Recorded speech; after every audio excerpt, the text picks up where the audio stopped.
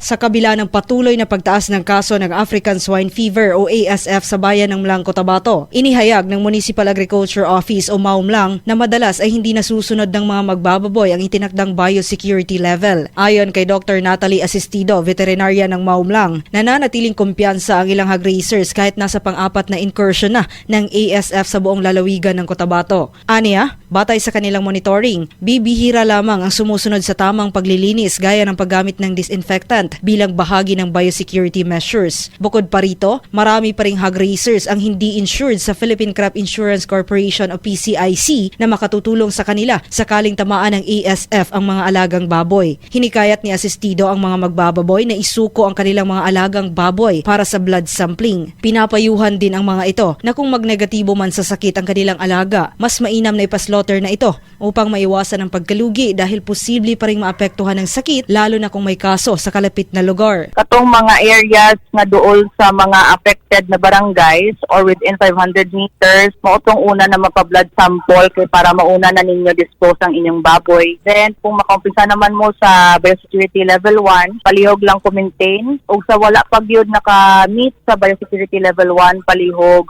umpisahanan ninyo para mas makontain pa na to ang ASF tourism lang. Joanne Oranio, NDBC, Bida Balita.